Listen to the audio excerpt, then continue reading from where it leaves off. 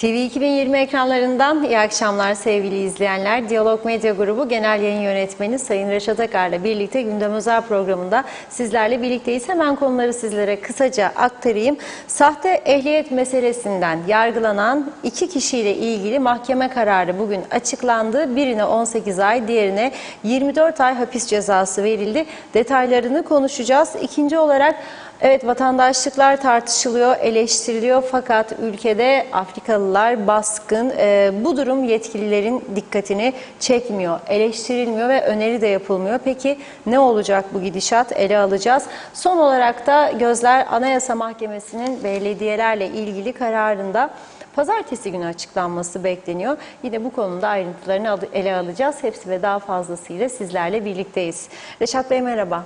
Merhabalar Funda Hanım. Herkese hayırlı günler dileyerek başlayalım. Evet, bugün programın hemen başından söyleyeyim. Az bir rotarla başladık. Biraz erken tamamlayacağız programımızı. Normalde bugün bir günlük tatil planlıyorduk ama yine de görevin başında olmayı tercih ettik. 1 saatlik bir program olacak bugün. Peşinden özür diliyoruz. Pazartesi günü daha uzun bir programa hazırlanırız. Çünkü pazartesi önemli bir gün olacak siyaset açısından. Şimdi ülkemizde son zamanlarda gerçekten Kıbrıs'ın bilinen iyi güzel özelliklerine gölge düşüren ve Kıbrıs'ın kuzeyini, tabii güneyinde de oluyor yolsuzluklar, ama hiç olmasa orada üst düzeydekilerden yargılananlar oluyor. Bizde üst değil alttakiler genellikle son zamanlarda yargıya çıkarılanlar var. Bir tanesi Ocak ayından beri cezaevinde tutuklu bulunan birisi şoför okulu sahibi veya işletmecisi, diğeri ehliyet müvettişi. Bu 2 kişi Ocak'tan beri cezaevinde tutuklu bir şekilde bekliyorlardı ve nihayet mahkeme, düşünün ne kadar yüklüdür mahkemeler. Ocak ayında cezaevine gönderdiklerinde genelde 30 günde, 40 günde, 50 günde yargılanmaları lazım. Fakat tabii ki polisin de araştırma yapması lazım. Çünkü bu olayda söz konusu olan nedir? Bakın iyi dinleyin lütfen. Adam Türkiye'de yaşıyor. Adam Türkiye'de yaşayan bir adamı Kıbrıs'taymış gibi gösterip sanki bunlar muhaciretten çıkmayacak duyulduğu zaman o adamın şoför okuluna gitmiş, kurs görmüş ve kursu tamamlamış gibi gösterilip yine Kıbrıs'ta olmadığı bir dönemde sınava girmiş ve ehliyet kazanmış gibi gösterip kendisine ehliyet veriliyor. Bu olacak iş değil. Bu olacak iş değil. 2017 yılında ilk defa gündeme gelmişti. Ve bu 2017 yılında gündeme gelen olay 5 yıl sonra takibi yapılmış veyahut da sonuçlanmış takibi ve mahkemeye yansıtılmış. Dolayısıyla mahkeme Ocak ayında cezaevine gönderdiği şoför okulu işletmecisi Emirzade Türkiye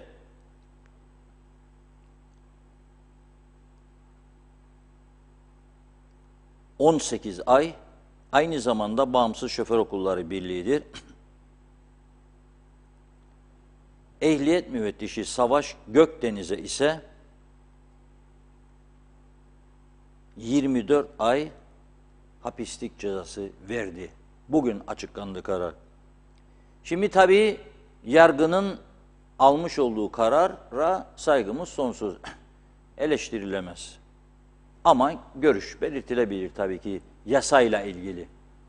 Şimdi geçen gün sizlere buradan çalıştığı iş yerinden, bak iyi dinleyin lütfen, çalıştığı iş yerinden 2500 Türk liralık malzeme almış. Mesela diyelim ki çanak çömlek dükkanında çalışıyor. Bardak vardır, tabak var, bilmem ne var. 6 bardak benim eve, 6 bardak kayınçoya, 6 bardak kız kardeşe, 12 bardak anneye, 12 bardak büyük anneye. Bunun gibi bir şeyler çalıyorsa bir adam 7 yıla kadar hapislik öngörülüyor yasalarımıza göre. Markete gitti, karnı aç. 2 paket cips aldı. Gene 7 yıla kadar hapislik cezasıyla yargılanır. Ve bu 2500 Türk liralık malzeme çalındığı için yargılanan şahsa geçen gün mahkeme bütün hafifletici nedenleri de ortaya koyarak 9 ay hapislik verdi. Şimdi burada ise hiç Kıbrıs'ta gelip şoför okuluna eğitilmemiş, şoför okulunda kursu tamamlamamış kişiye tamamlamış gibi belge düzenleniyor. Sonra devletin güven duyduğarak müfettiş konumuna getirdiği şahıs şoför okuluyla anlaşıp sınava girmeyen birine sınava girmiş gibi sürüş ehliyeti veriyor. Bunların cezası da 18 ve 24 ay. O haftada 2 gün meclis birleşimlerinde boş salonlara konuşan arkadaşlar, size sesleniyorum. Adalet bu mudur bu ülkede?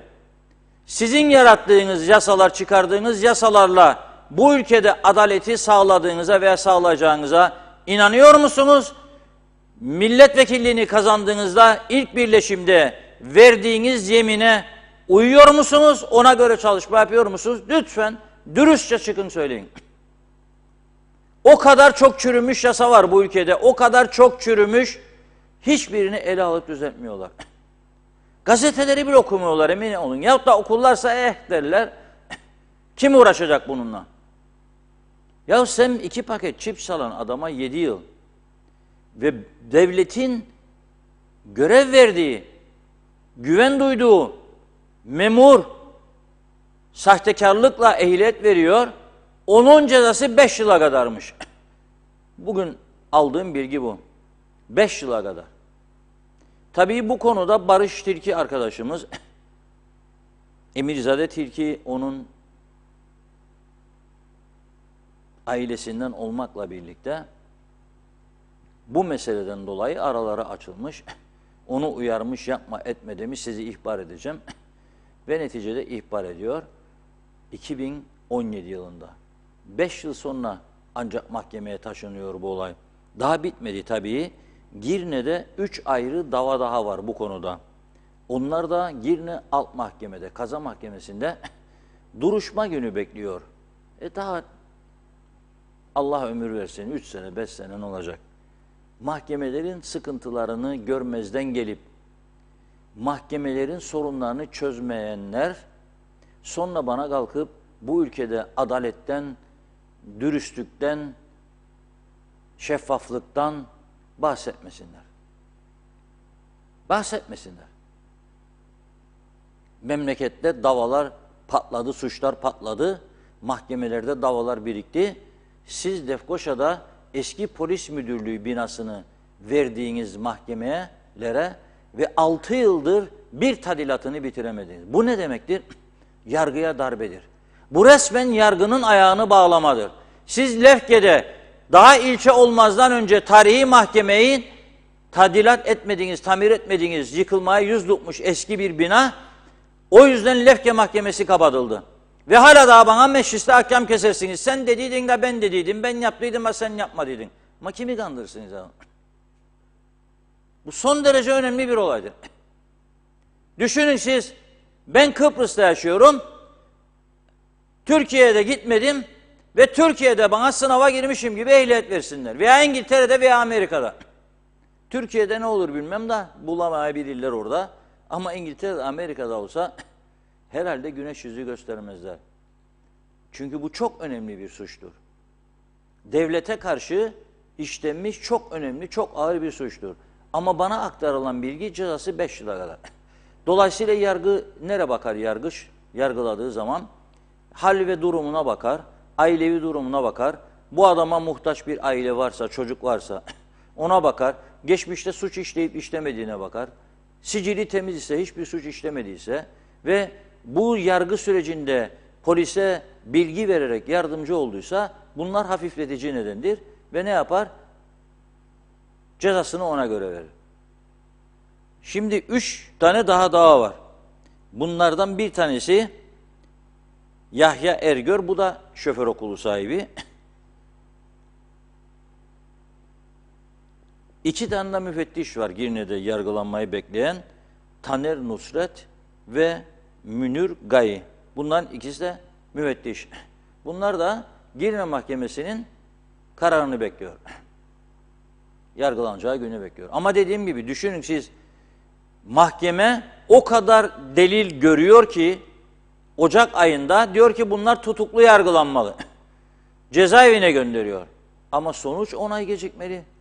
Yani daha önceki süreçten sonra 10 ay karar çıkabiliyor. Çünkü dediğim gibi dosyalar yüklü yargının önünde. Ama kimse bunlarla ilgilenmiyor. Bu ülke artık yolsuzluklardan, suistimallerden dolayı gittikçe dünya gözünde küçülüyor. Şaibeli bir pozisyon almaya başladı Kıbrıs'ın kuzeyi. En üstten, yukarılardan başlayarak devlet kurumlarında aşağı kadar ciddi yolsuzluk olayları var. Elektrik kurumunun eski genel müdürü ve şoförü şu anda cezaevinde. Fazla mesai nedeniyle. Fakat bu taraftan 100 milyon dolarlık rüşvet, yolsuzluk, suistimal dosyaları elektrik kurumunun rafa kaldırılmış. Gücümüzün yettiğiyle mi hesaplaşıyoruz? Yasalar ve adalet, hak, hukuk, adalet gücümüzün yettiklerine yönelik mi sadece? Yoksa genel olarak herkesi kapsayacak bir şekilde midir? Benim bildiğim genel anlamda uygulanır yasalar ve cezalar. Ama o dosya ilerledilmiyor. Eğer bunlarla ilgili ciddi bir tavır sergilenmezse, eğer bunlarla ilgili ciddi adımlar atılmazsa, Allah acısın diyorum ben, rüşvet patlamasından geçilmeyecek bu ülke. Bakınız dün Türkiye İçişleri Bakanı Süleyman Soylu, Kıbrıs'tan çıktığını söylüyor. 40 milyon dolarlık hesaplara el koydular, kripto varlıklara. Yasa dışı betten diyor, Kıbrıs çıkışlıdır diyor. Ve daha diyor işin başındayız diyor. Çok büyük paralar var. 2,5 milyarlık bir yasa dışı olaydan söz ediyor. Sonra biz burada para yokmuş diye okullara ilave yapamıyoruz. Bazı sınıflarda 40 tane öğrenci sokuyoruz. Korona hala daha tam olarak bitmedi halde. Mevsim değişikliği, çocuklarda grip var. 40 çocuğu bir odaya tıkıyorlar. Birçok okulda kış ayları geliyor, klima yoktur, ısıtıcı yoktur. Okulların hemen hemen tamamında çocuklar tam gün eğitim istiyoruz biz. Ben devamlı söylüyorum bunu ki şarttır. Ama bir küçük yemekhane yapmıyorlar. Yapamıyorlar. Yani rezil bir durum var bu ülkede. Rezil bir durum var. Gerçekten inanılmaz bir durumdayız. Hastanelerde ilaç yok. Bozulan MR cihazları tamir edilemiyor. Polis kendini teknoloji olarak yenileyemiyor. Yangınlarda patlama var. Tamamen sorumsuzluk, ciddiyetsizlik, umursamazlık, kültürsüzlük yüzünden çıkıyor bu yangınlar. Ve biz teknolojik olarak itfaiyeyi geliştiremiyoruz. İtfaiye mensuplarını yeterince eğitemiyoruz. Araçlarını yenileyemiyoruz. Dünyadaki gelişimlere ayak uyduramıyoruz. Ben vazgeçtim 2'de 1'de hey yangın çıktığında bir helikopter alamadınız, bir uçak alamadınız. Yok. Yolda giderken kalıyor itfaiyenin araçları. Önce bir onları, karasal vasıtaları tertipleyelim. Uydu sistemlerini geliştirelim. Bu yangınların nereden çıktığını uydu aracılığıyla görmek mümkün. Ama biz hala daha bugün Geçikköy, Çamlıbel yangınını çıkaran kamyon sürücüsünü ortaya çıkaramadık biz bu ülkede. Şimdi bugünkü bu dava inşallah diyorum bir emsal olur. Bir caydırıcılık yaradır. Da bundan sonra bu tür yolsuzluklar yapmazlar. Trafik kazaları patlamış durumda bu ülkede. Siz ehliyet almayı daha da zorlaştırmanız lazım. Tekrar ediyorum, ehliyet almayı çok zorlaştırmanız lazım.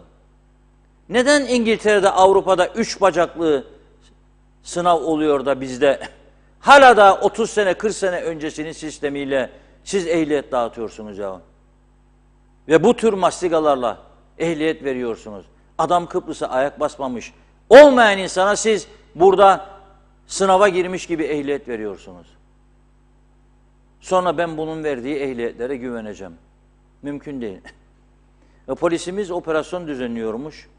Uyarıyorum. Bakın bugün Girne'den Lefkoşa'ya gelirken fotoğrafını çekemedim. Direksiyon başındaydım diye. 2 tane tır önümde gidiyor. Tuğla taşıyorlar. Bir sicimle bağlanmış, üzerleri örtülmemiş tuğlaların aralarından topraklar döküle saçıla yollara gidiyorlar.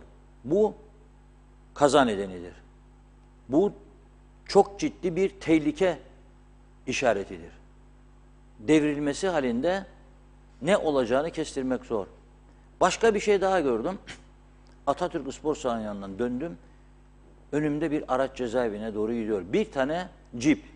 Kocaman bir tekerlek arkasında, yemin ederek söylüyorum, plakası görünmüyor. Kapatmış plakayı, ortada bir şey görünüyor sadece, bir harf. Hiçbir şey görünmüyor. Yasak mıdır, değil midir? 2 gün önce adamın kasasından sağa 30 santim kadar, sola 30 santim kadar dışa çıkmış, adamın kamyonuna arkaya kasa yüklemiş, gidiyor.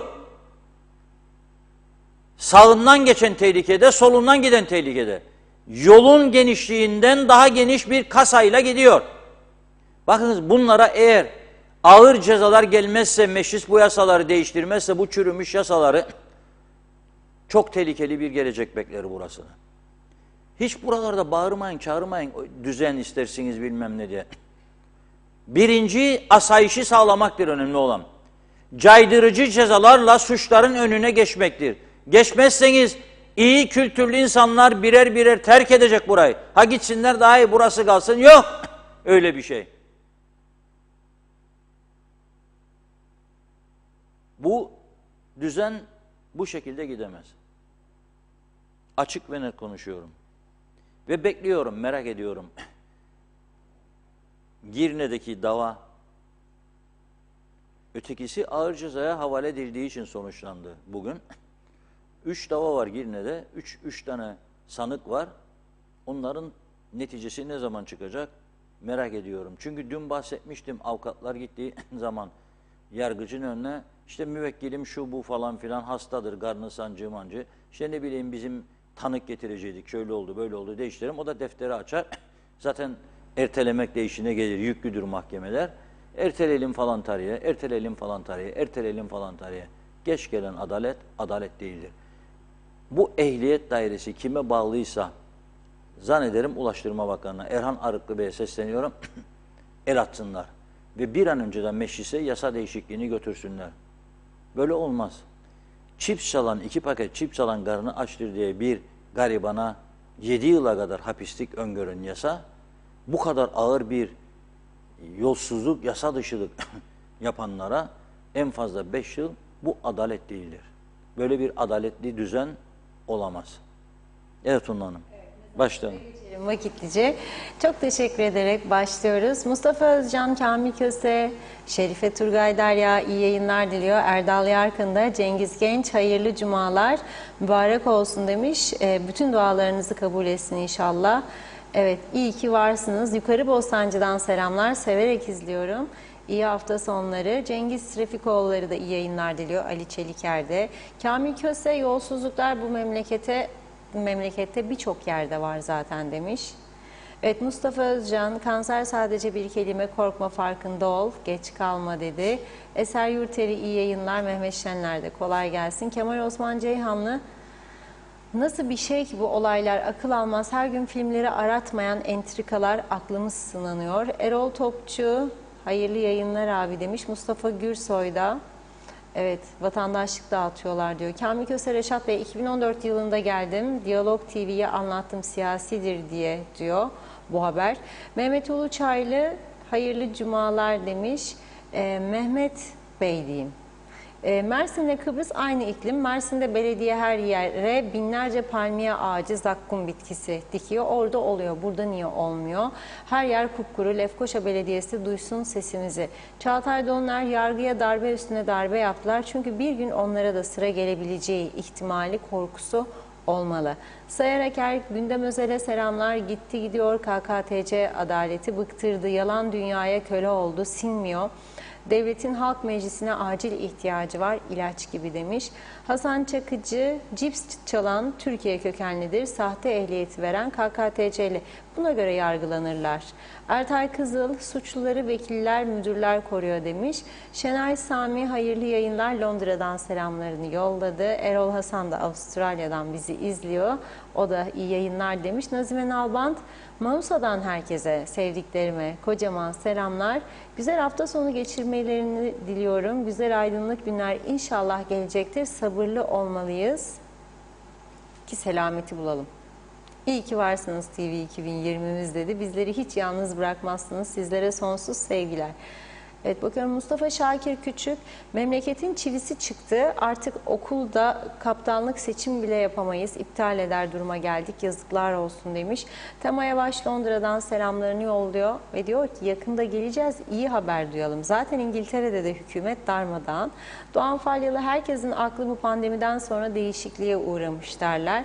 Acaba aslı var mı? Çünkü diyor dünyanın haline baksana. Örnek de verdik, biz de inandık demiş. Sayar Aker, mafyalar adada yağlı ballı gavira yapıyorlar. Köfteler bizden, kara paralar ondan. Evet. Elif Bağbaşı iyi yayınlar diledi. Mehmet Ali Özdemir de. Bülent Küçük, eğer gerçek bir halk ve toplum olmazsa bilim ve ilerleme de olmaz. Kültür ve ilim olmazsa gelişmeye veya ilerleme de olmaz. En önemlisi sizlerin de bir anlamı ve manası olmaz. Böylece sizin de varlığınızın da bir özelliği kalmaz. Mustafa Şakir Küçük, Girne Darboğaz'da beton arabası hep yolun içine betonları dökerek diyor gitti. Hiç kimsenin de umurunda değil. Barış Tilki'nin mesajı, bu olayı ortaya çıkarmak için 2017 yılında ve sonrasında ne çektiğimi, ne şartlarda buralara getirebildiğimi bir ben bilirim, bir de Allah. Ama Allah büyüktür. Girne'deki dava da sonuçlansın. Ondan sonra hakkım olan basın açıklamasını yapacağım ki herkes her şeyi bilsin, öğrensin. Ona göre davransın diyor. Bu ülkede doğru işleri yapmak, yaptırmak kolay değil. Allah yar ve yardımcımız olsun.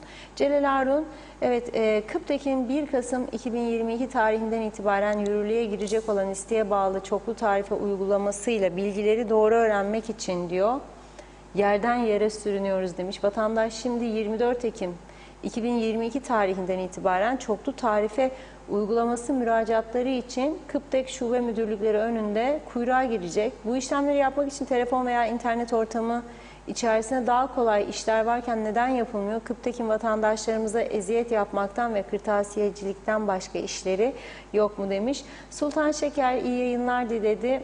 Caner Sakallılar, sorma Girhan'ı Reşat Bey. Gelene geçene gel de korkma, aldı başına gidiyor diyor, vay halimize. Aynur Yarkın iyi yayınlar demiş. Mehmet Uluçaylı, bir an önce muhalefet iktidar ortak olarak tüm yasaları günümüze göre güncellemeli. Yoksa suçlar daha da çoğalacak. Evet, bir iki mesaj okuyup ara verelim. Doğan Falyalı, gözünüzü açık, gözünüzü açın. Açlık şaka kaldırmaz. Aç kalan açlığını gidermek için çaba harcar. Hüseyin Koltan, güzel hafta sonları, doğru haberin gerçek adresi, hoş vakitler, iyi ki varsınız demiş. Evet, bir mesaj daha var, isim vermeyelim. Ben de KKTC Meclis Başkanlığı'nda 4 sene görev yaptım diyor. CTP Başkanlığı döneminde başkan çok gerektiğinde biz başkanı götürürdük. Kendi arabasıyla evine giderdi. Devletin arabasını kullanmazdı. Şimdi Zorlu Bey şoförlerini Türkiye'ye yanında ziyaretlere götürüyor. Ne işi var demiş şoförün Türkiye ziyaretlerinde, sorar mısınız lütfen? Nazime Nalbant, Londra'dan hatır matır hamhum hiç yoktur diyor. Her şeyi iyi yaparlar. Denetimler de tam olur diyor. Yanlış bir şey yaparlarsa bunun affı da hiç olmaz demiş. Doğru düzgün çalışırlar, iş yaparlar diyor. İnşallah diyor, burada da benzeri olur. Evet, Londra'daki herkese de selamlarını yollamış. Ömer Bozkara Vezirler, ülkede bir gün erkek zenci çıplak gezer. Bugün de Mosa'da kadın çıplak gezer. Mübarek ülke çıplaklar kampına döndü demiş. Son olarak da Semir Sovukluk'ta iyi yayınlar. Yollarımız çok bozuk diyor o da. Devam edeceğiz. Şimdi sözü Reşat Bey'e bırakayım. Buyurun. Evet, çok teşekkür ediyoruz. Şimdi bugün enteresan bir video, bir görüntü yayınlanıyor. Sosyal medyada. Tabii normalde bizim adetimiz değil, yani bir tane olumsuzluk alalım, onu da onun üstüne yorum, tartışma platformu yaratalım. Ama bütünüyle olaya baktığımızda nasıl bir gidişatın bu ülkeyi beklediğini anlamak açısından, evet, zaman zaman ortaya çıkan bazı görüntüleri yayınlıyoruz. Mesela şimdi bir tane ben konuşurken gelecek, bugün Gazi Mauso'da çırılçıplak dolaşan kadın, Afrikalı kadın. Çırılçıplak dolaşıyor Afrika'da kadın. Şimdi bunu biz niye veriyoruz? Irkçılık yapmak için değil elbette. Fakat bu ülke, bakınız, bu ülke gittikçe suç patlamasının yaşandığı bir ülke durumuna geldi. Polisin sayısını artırmak için canımızı yiyoruz uzun zamandan beri. Suçlar patlıyor, bunlar polisin sayısını uzun yıllar artırmalar. Şimdi bir miktar muhaciret memuru. Kapılardaki geçişte söyle.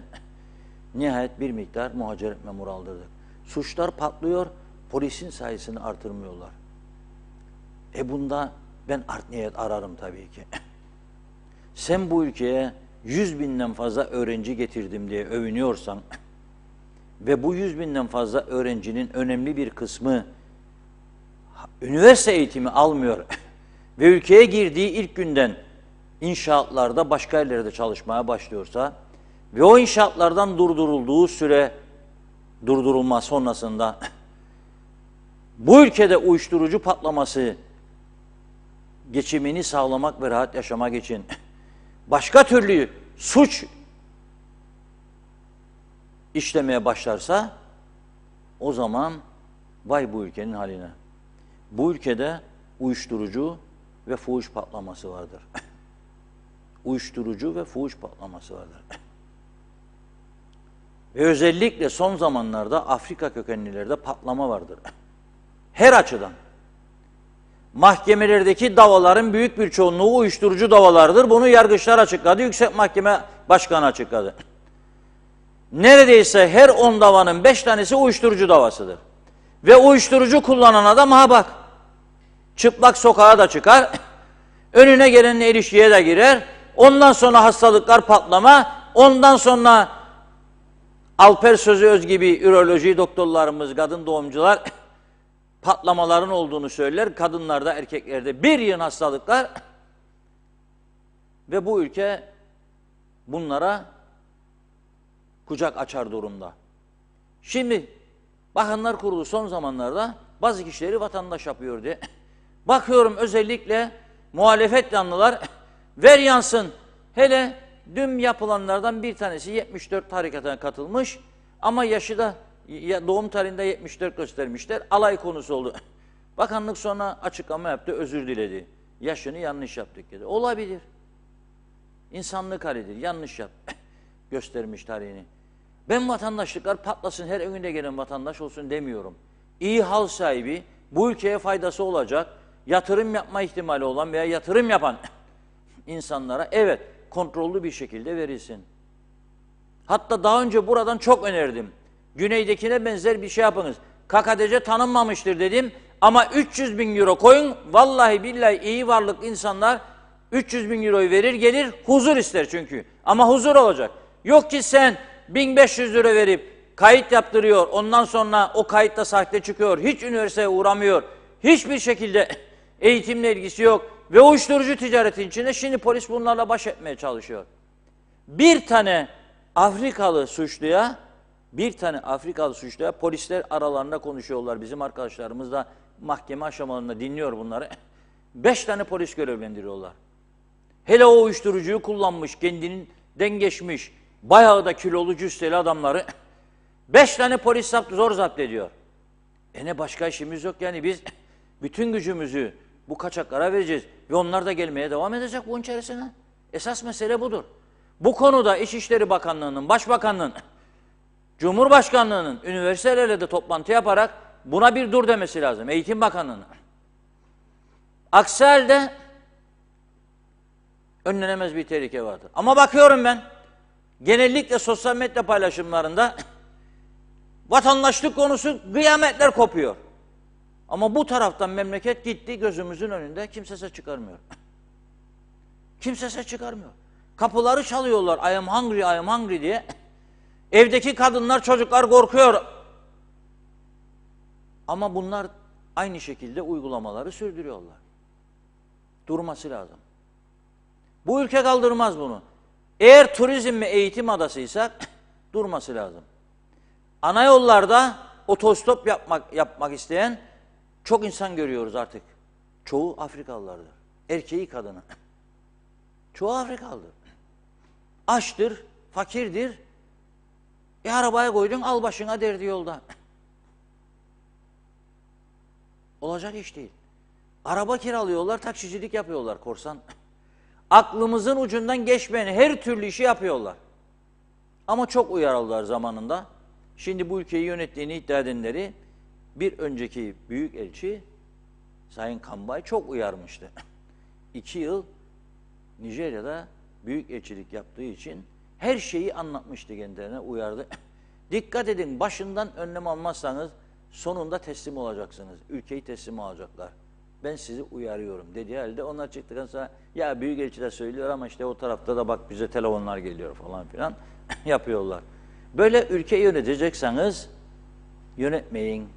Çünkü her zaman söylüyorum bir de öteki dünya var. Giderken zaten kefenin cebi olmayacak. Ama yattığınız yerde eğer çocuklarınız, torunlarınız, akrabalarınız huzursuz olursa bu ülkede silahlar konuştuğu bir döneme geldik şimdi değil mi?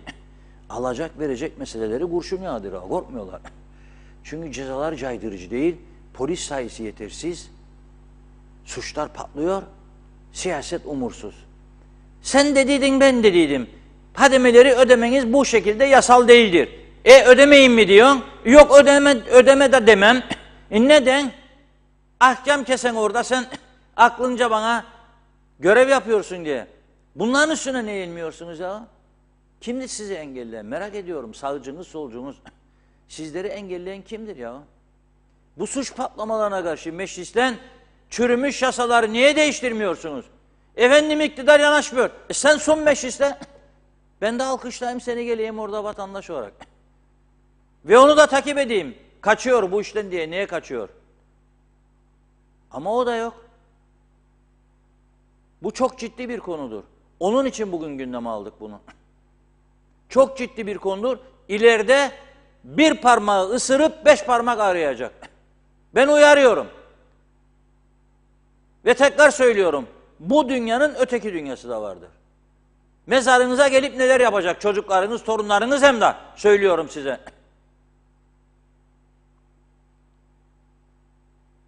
Örnek alınız başka ülkelerin başına neler geldi.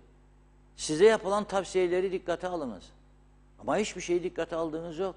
Bu kadar umursuzluk, bu kadar vurdum duymazlık ben görmedim ya. Da şimdi hazırlanırlarmış seçimlere girecekler. Daha zafer kazanacakmışlar yeri belediyelerde. Hangisi daha çok belediye alacak? Zafer zafer diyorlar. Bu da acayip bir şey. Yerel yönetimlerin sayısı fazla mı? Kime sorsan fazla. Yerel yönetimlerin ezici bir çoğunluğu maaşları ödeyemez duruma geldi değil mi? Evet doğrudur. Yerel yönetimler hizmet veremez diyorum. O fotoğraf var arkadaşlar ben konuşurken. Belediyelerden bahsederim. İskeleden kaldırımlar oradan buradan gelen fotoğraflar var. Verin onları ekranlara. Belediyeler hizmetlerini yapamıyor. Yatırım yapamıyor. Yeterince kaldırım yapamıyorlar bölgelerine. İskele bölgesindeymiş bu. Otları kim temizleyecek? Peki Nijeryalılar kaçak. Verin 500 lira günde 400 lira getirin temizlesinler. Ne yapalım ya o derler. Aldığınız o kadar personel nerede? Boya kalmadı yollarda. Nerede diyor ya personeller aldın? Hepsini içeri koydunuz. Hepsi sizin zaferiniz için mi çalışıyor şu anda mesela? Size bir daha zafer kazandırsın diye mi? Peki çöpleri kim toplayacak? Otları kim temizleyecek? Yeşil alanları kim yaratacak? Kaldırımlara kim bakacak? Çökmüş yolları kim tamir edecek? Çocuk parklarını kim yapacak? Kim onaracak? Kanalizasyon meselesini kim düzeltecek? Arıtma tesislerini kim halledecek? Sizin görevleriniz bunlar. Ama yapmıyorsunuz. 4 yıl süreyle, hepsi demiyorum ha, yapanlar var. Yapanlar var, hakkını yiyemem onların. Ama ezici bir çoğunluk yapamıyor. Peki önlem alacaktınız? O da yok. Alacaktık da işte bu UBP'liler karıştırdığı işi. Olmaz ya. Toplantı yaptık, bizi dinlemiyorlar. O da doğru. Dinlemiyorsa ne yapayım? Kafasına mı vurayım der. O zaman sen öne geçeceksin. Sen yasa tasarısı sunacaksın. Onaylama, isterse onaylamasın. Sen kamuoyunu yarat bakalım. Bak nasıl şimdi seçimler yaklaşıyor diye kahvaltılı, yemeli, içmeli basın toplantıları düzenleyene. 200'den de gazeteci topluyorlar. Arkadaşlar diye başlıyor konuşmalar yatırımlarla ilgili. O 200 gazeteciye ikram ettiğiniz yemeklerin parasıyla ben size tavsiye ederim, bulunduğunuz bölgeye hizmet verin, güzelleştirin. Daha çok çiçek, daha çok ağaçlandırma yapınız. Bizi de bulaştırmayın bu kötü sistemin içine. Daha çok ağaçlandırma, daha çok yeşillendirme, daha çok çiçek, daha çok temizlik. Sigara izmaritini atarak ormanları yakanların peşine düşünür. Bu yasayı niye değiştirmezler diye meclisin önüne gidiniz, eylem yapınız. Daha önce söyledim, bakınız İran'daki kadınlara destek için saçını kesen bakanlar var Avrupa'da, Belçika Dışişleri Bakanı gibi. Siz de bir şey yapınız. 3 numara vurun saçları, bol saçlılar için söylüyorum. Yapınız bunları. Ama ben görmüyorum, böyle bir şey yok. Oturdukları koltuklardan birbirlerine laf atma, bunun dışında bir şey yok. Neyse, pazartesi günü hayırlısıyla inşallah maşallah Anayasa Mahkemesi açıklayacakmış. Neyi? UBP, YDP, DP'nin geçirdiği belediye sayılarının azaltılmasıyla ilgili yasayı. Böyle bir maskara ligi, yani partilerin yaptığını söylüyorum. Görülmüş duyulmuş mudur ya? Biri mecliste yasa geçirecek, öteki mahkemeye götürüp düşürecek. Düştü. Dedi ki seçimler yapılamaz dedi size. 26 Haziran'dan sonrası anayasaya uygun değil. Suç işlemiş olursunuz. Dinlemiyorlar. Adayları açıkladılar birçok bölgede. Gezdiriyorlar. Çarşı çarşı, pazar pazar, sokak sokak. Vatandaşa çak yapıyorlar, o istiyorlar. Elde de broşürler. Ama yasal değildir yapacağınız. Balık baştan kokar diye bir atasözü var. Siz yukarıdan yasa dışı iş yaparsanız alttaki vatandaş sizi görerek yap da korkma be der. Görmen onlar der, ne yasa ne anayasa tanır. Biz mi tanıyacak be der.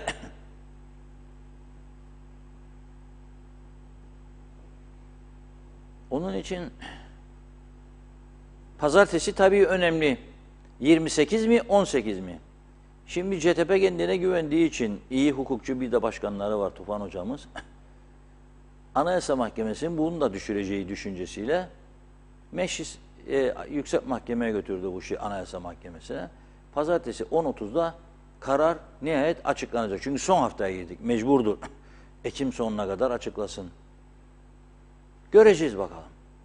Eğer sayı 28 derse ben burada o gün belki kahkaha gazı da kullanırım. Vallahi gülerek açacağım programı. Disi tiyarensi deyip bir kahkaha patlatmayı düşünürüm. Veya birini bulurum, onu ekrana getiririm. O kadar becermem. O kadar becermem belki. Müthiş bir kahkaha lazım KKTC için. O kadar trajikomik bir durumdayız. Gene bu halkı siz 2022 yılında 300 kişilik köye belediye başkanı seçmeye götüreceksiniz ha. 300 kişilik köyde belediye başkanı olur ya. 1 kilometre mesafede, birer kilometre veya 2'şer kilometre mesafede 3 tane köyün ayrı ayrı belediye başkanı oluyor. Köyün ya, köyün. Senin köylerinin nüfusunun 5 katı köy var güneyde. Muhtardır yönetici. Muhtari. Sen, nedir bu bolluk?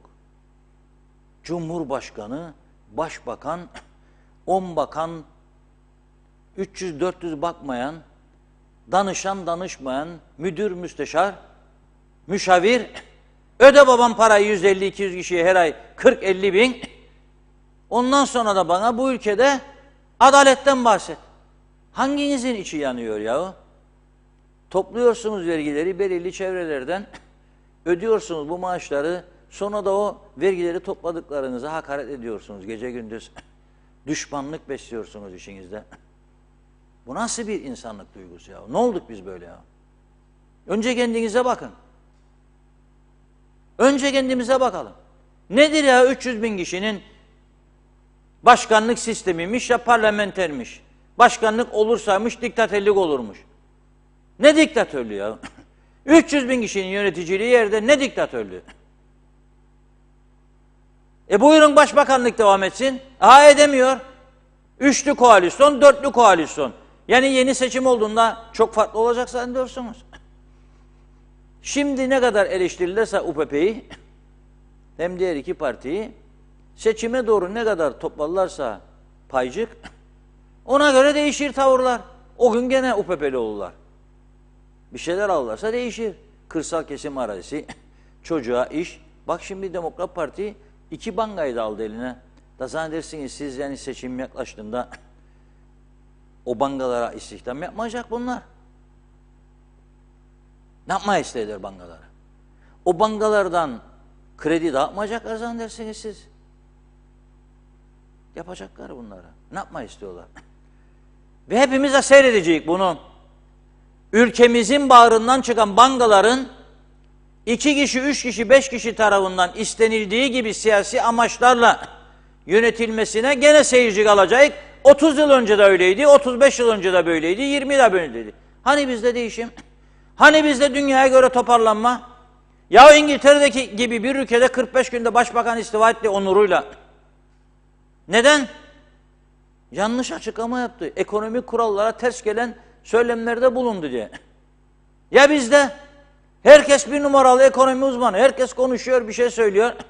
Kimsenin gımıldadığı yok. 2 banka devletin kontrolüne geçecek. Bir siyasi partinin da susacaklar. Avrupa'da zannedersiniz siz.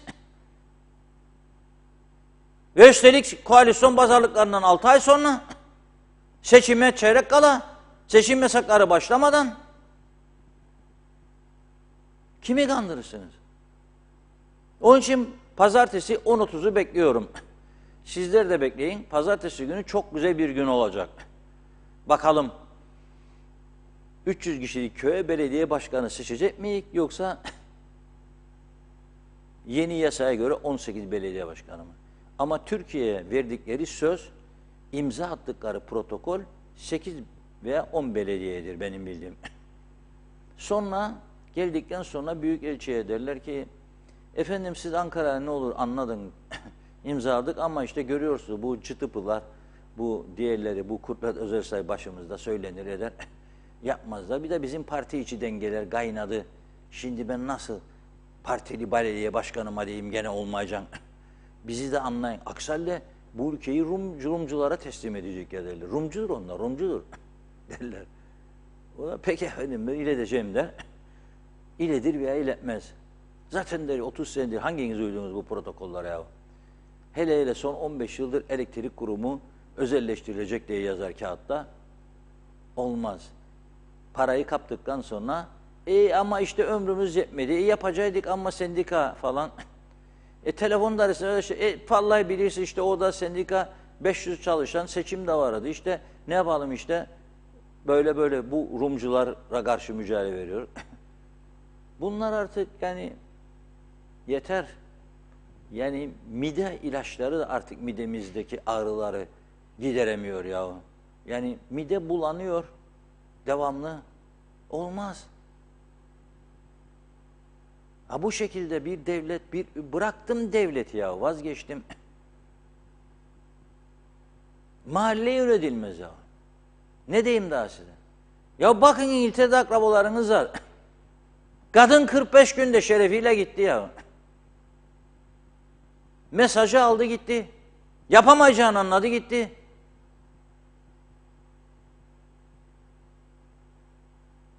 Evet, durum budur. Buyurun Funda Hanım. Devam edelim mesajlara. Muhammed Kırmızıüz, iyi yayınlar, Ankara'dan selamlar. Doğan Faryalı, vay be diyor, bu da neyin nesi, niçin soyunda acaba, inanamıyorum demiş. Tepki mi yoksa ilgi mi çekmekti niyeti? Diğerini okumayayım. Evet, Elif Bağbaşı'nın emojileri var, atlıyoruz, çok mesaj gitti. Ondan dolayı bakıyorum. Oytun Andaş, adalet istiyorsanız devleti var, Federe Türk Devleti demiş. Mustafa Ersalan, iyi yayınlar diliyorum. İnşallah her şey belki güzel olur diyor. Mustafa Özcan, öğrenci diye adaya gelen Afrika kökenlilerin Reşat Bey'in saydıklarına ilave damacana su, market, kuaför salonları, lokantaları bile var demiş. Erdinç Tayman mesajı var. Kanunların üzerinden geçin diyor. En az 8 şık üzerinden vatandaşlık alınabilir demiş. Başka birisine cevap vermiş. Okumuş olduk. Ömer Bozkara Vezirler, bu ülkenin en büyük düşmanı hükümet yanlısı olan üniversiteler, galeriler ve emlakçılardır. Kimsenin ağrına gitmesin diyor. Giden de koştursun. Sen ev kiralayıp sterlin alacaksın diye. Kendin müstakil evinde kafan rahat oturacaksın. Ben senin Afrikalı kiracını çekeceğim. Sen 100 bin, 200 bin sterlin araba satacaksın diye ben canımdan olacağım. Sen sterlin kazanacaksın diye okuldan önüne geleni üniversiteye alacaksın. Olan biten Afrikalıyı dolduracaksın. Ben de sizlere buradan sesleniyorum. Bu halka ne acı çektirdiyseniz diyor. Siz de çekin. Nilüfer Canova, kulaklar hiçbir konuda duymuyor Reşat Bey, rehavet uykusundadırlar. Siz elinizden gelenin fazlasını yapıyorsunuz. Bizim iş yerimizin önü aylardır toz toprak. Duyan var mı? Yok demiş. Bülent Küçük, Kuzey Kıbrıs cemaati, sizi açıkça belirteyim, tek bir belediye ile bile idare edilebilir dedi. Gürsel Çitpaşa, bence 50 yıl gelmiş geçmiş mecliste kim yer aldıysa diyor hepsini Tayyip Erdoğan Türkiye'ye çağırıp yargılamalı. Yeni yasalarla yeni parti kurmalı. A'dan Z'ye bu kanunlar değişmeli. 50 içinde bir paslı çivi çakmayan partiler, bunun üzerinden de çalmadık yerden para kalmadı. Dünyada benzeri yok diyor. Kolay gelsin. Meral Kavaz, sizlere balık baştan kokar, yollarınız siyahi dolu. Gerçekten çok korkuyoruz dışarı çıkmaya. Trafik aynı şekilde, maalesef yeşil adamız karardı. Mehmet Uluçaylı, yasal olarak vatandaşlığı hak edenler bir an önce vatandaş yapılmalı, mağdur edilmemeli. Hak sahipleri nasıl bizim Kıbrıslılar Londra'ya gittiklerinde kaldıkları sürede serbest oturma hakkı kazanırlar. Burada da aynısıdır demiş. Kamil Köse, parayı kim yiyecek diye sordu. Elif Osman, Londra'dan sevgiler. Evet, Kamil Köse, 80'li yıllarda biz çok duyardık Rumcu Türkiye'li sözlerini Paşaköy'de demiş. Bülent Küçük, adamın kocaman simsiyah bir köpeği var, her Allah'ın günü durmadan 3-4 saat havlıyor. Bu kişiye kimse bir şey yapmıyor demiş. Bu siyah canlı zaman zaman çok aç ve açıkta kalmaktadır. Doğayı, insanları, canlıları sevmek sizce böyle mi olmalı demiş. Daha kötü sonuçlar alınmadan yetkilileri uyarıyoruz diyor. Oytun Andaş, en iyi devlet yönetim sistemi parlamenterdir. Ortada devlet yok. Murat Ayaz, bundan 20 sene önce torba programı vardı. Hatırlayanlar bilir. Devlet hastanesine bir kişi bile alınmamalı derdi Osman Bey. Çünkü çok fazla memur var diye. Şimdiye kadar kaç yüz kişi alındı? Bunların maaşları nasıl karşılanır diyor. Adnan Gökte, dönemin birinde padişah tedbirli kıyafet halkın yaşantısını görmek için çarşıya inmiş. Yanına Bektaşi'yi almış. Balıkçıya gelmiş. Balıklar taze mi diye Bektaşi'nin koklamasını istemiş. Kuyruğundan koklamış. Padişah, nedir yaptığın? Benim bildiğim balık baştan kokar demiş. Bektaşi padişahın yüzüne bakarak, evet efendim baştan kokmuş. Bakıyorum kuyruğuna yetişmiş mi der. Hüseyin Reyhan, market polis arabalarını nasıl buldunuz? Nasıl yamukluk? Maket polis arabalarını nasıl buldunuz diyor. Son bir iki mesaj okuyalım. Hasan Nihat Erduran, 58 yıllık izole ambargolu statüko dedi. Bu ortamda kim ne iş yapacak diyor. Ne heves kalır ne başka bir şey. Özel sektör iyi bile ayakta kaldı. Birleşmiş Milletler insani ihtiyaçlara çözüm üretemez. Bir ulaşımı bile çözemedi. Ne işi var burada diyor. Sayar Eker, bir İzlanda kadar olamadık. Nüfus aynı, medeniyeti onlar gibi kucaklayamadık. Orada buz var, bizde de tuz var diyor. Evet, Arın Taşarkan, Memur Sen Disiplin Kurulu Başkanı Arın Taşarkan, Girne'ye bağlı Akçiçek ve Alemdağ yollar çukur içinde. KKTC Karayolları Dairesi'ni göreve çağırıyoruz demiş. Evet, Doğan Falyalı'da son gördüğüm mesaj bu. Başına ne gelirse yap evciyi diyor. Kimi olursa satmadan gelecek. Arttırın nüfusu da siz açıkta kalın müstahaktır efendim dedi. Evet, mesajları tamamladık. Buyurun Reşat Bey. Hayırlı akşamlar Funda Hanım, Reşat Bey. Sağlıklı, hayırlı akşamlar. Cumanız mübarek olsun. Allah sizleri nazarlardan korusun. İyi ki varsınız. En büyük TV 2020. Zaten erteleme.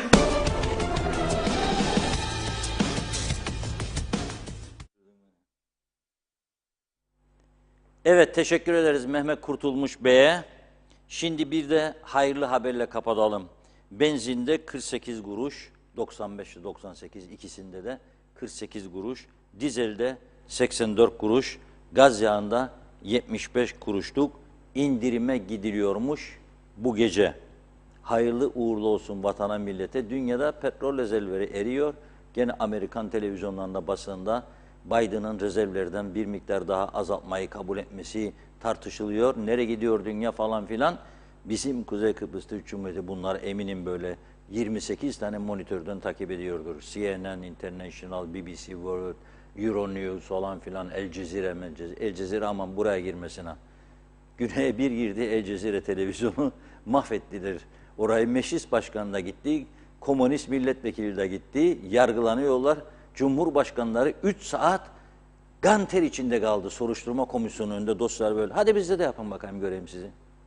Hadi yapın. Sizin demokrasiniz bu. Bir daha o tarafa bakın, bir de bu tarafa bakın. Tam bir maskara ligi. Bir de Ali Bey diye bir izleyicimiz sağ olsun bir mesaj attı bana, çok ilginç. Ben dedim ya az önce, o sözle kapatıyorum. Kapatıyorum, bugün erken dedik, sözümüzü tutacağız. Ben dedim ya bunlarda yoktur dedim Nijeryalılar için. Ve eski Büyükelçi Sayın Dera Kambay anlattı dedim. Ben isimlerine veririm kimlere ne söyledi. Çünkü bana Sayın Büyükelçi gitmezden önce bunu 2 defa anlattı. Söyledim dedi hepsine. Umursamıyorlar dedi ama çok başınızı vuracaksınız bu ülkede dedi. Sayılar o günlerde 1500-2000'di. Şimdi olmuş 25.000 diyorlar. Gittim dedi İş Bankası'na dedi, numara çekiyorsun, tamam mı? Onlar önce gider dedi. Çekerler dedi ilk numaraları. Sonra gelin sen dedi 10 lira al numara, 10 lira al numara diyor. 10 liraya satıyor erken numarayı. Bu da güzel bir kurnazlık. Yahu siz Kıbrıslı, biz Kıbrıslılar 700 sene düşünsek aklımıza böyle cambazlık gelir mi? Ya adama 10 lira verdiğinde yüzü kızarırdı eskiden yardım diye. Bak bunlar neler yapıyor. Daha bize çok cambazlıklar öğretecekler. Saftirik mecliste de siz devam edin. Hem makam hem de alın korumalarda gidin Türkiye'ye. Vatan millet, ana vatan, yavru vatan falan, sensiz bensiz olmaz falan filan. Tamamdır. Bu şekilde yola devam diyorum. Önümüz açıktır. Forever diyelim ve bugünü noktalayalım. Evet. Teşekkür ediyoruz. Evet, programımızı burada noktalıyoruz. Ben de güzel bir hafta sonu geçirmenizi diliyorum. Yeniden görüşünceye dek hoşça kalın.